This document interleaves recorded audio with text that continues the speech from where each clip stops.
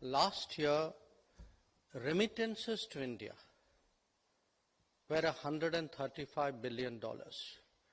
That's about roughly twice our exports to the United States.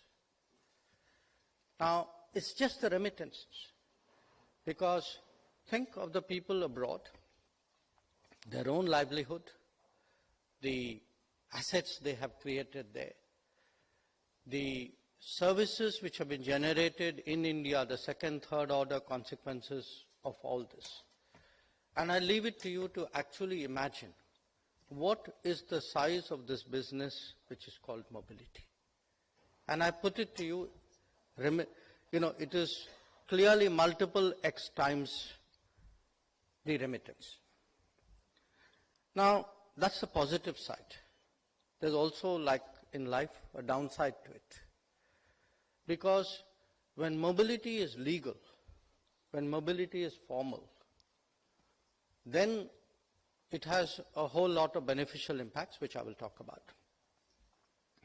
But when it is not, then I think it is actually almost a magnet for every kind of bad business to be associated with it.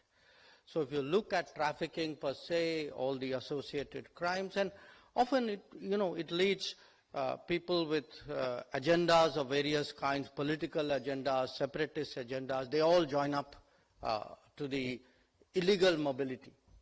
Now, obviously, there are two aspects to this mobility, or three aspects to this mobility. One is demography. I mean, there are places where there's demand, but there aren't enough people. The demography and the demand are mismatched.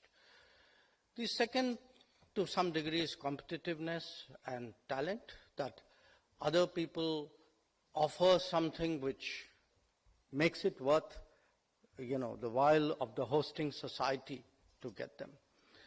And the third is actually social attitudes towards work, which is, in many cases, there may be people, but they don't want to do that particular kind of work, or they don't want to do it at that cost, in that number, under those conditions. So the fact is, today, mobility is an increasingly important factor of the international economy.